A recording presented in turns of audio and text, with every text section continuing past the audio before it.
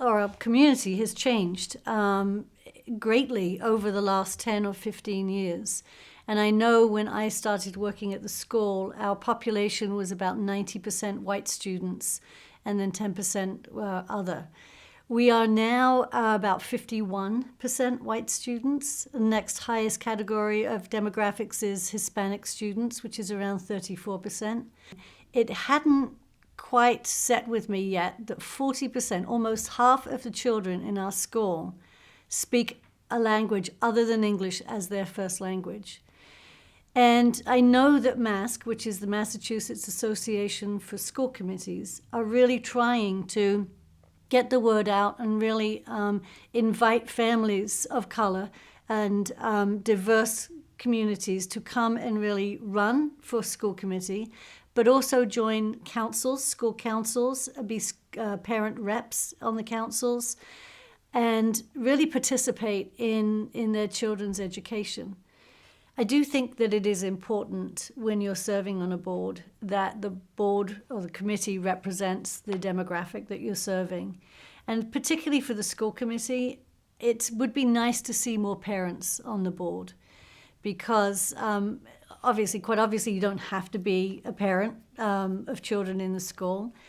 And I think we all bring in our own experience and backgrounds, or we had children in the school and they've grown up and they've now graduated.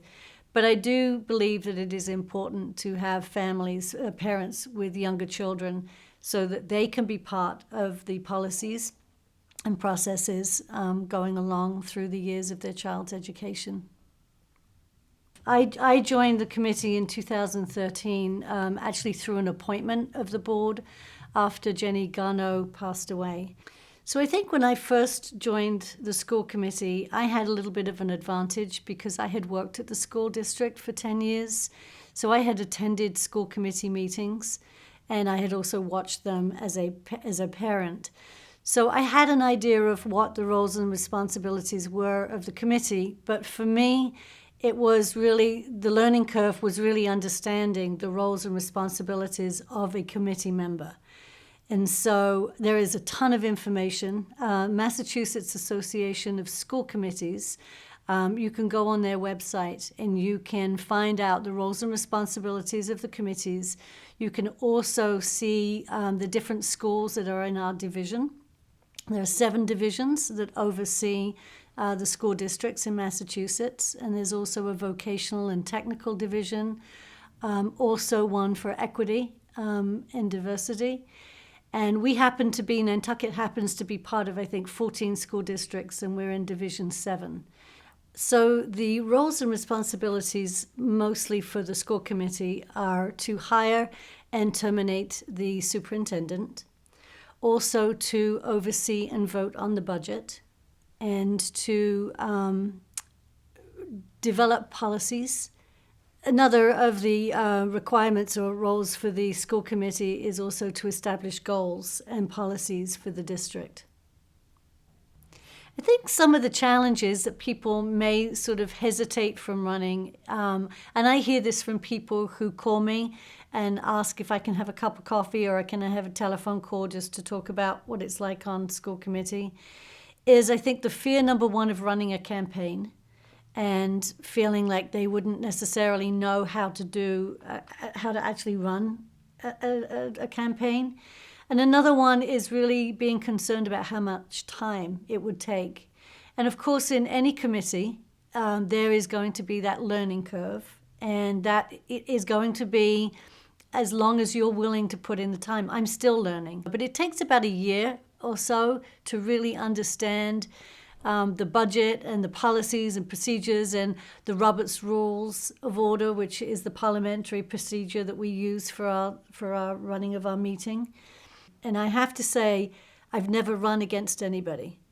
So I'm not really the best person to ask about running for an election because, and again, I think this is an example of what we're trying to change, is that we want to see people run and put their name in the hat to be considered for a position.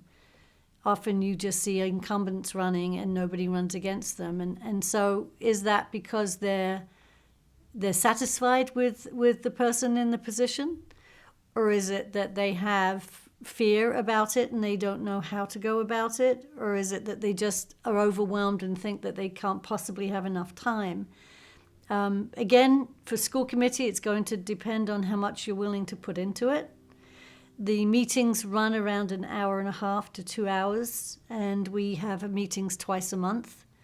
And usually the packet, which there's usually about 4 or 5 different presentations, and we're sent them ahead of time, like a week ahead. So you've got a whole week, really. I do most of my reading at night because I work full time, and so I do most of my reading in the evening. Being on a small island, conflict of interest is always something that is a possibility, and you see it sometimes in the newspaper, and people are concerned about that. We have town council, which they're excellent, and so if any time there is a reason or a thought that any one of us might be in a conflict, we would always first go to the superintendent, and then if we needed to, we would then seek counsel from the town council. We're all very careful, and we voice where we might have a conflict, and we've so far been able to work around it. I think it's important always to get a wide variety, diversity, and camaraderie, community of people running for positions. I think when you have somebody that runs continually, there might be the thought, well, they're doing a good job and I don't want to run against them, and so they're doing the job, I don't need to. And that, I think, is not necessarily the best for our community or for the community that you're working for and representing.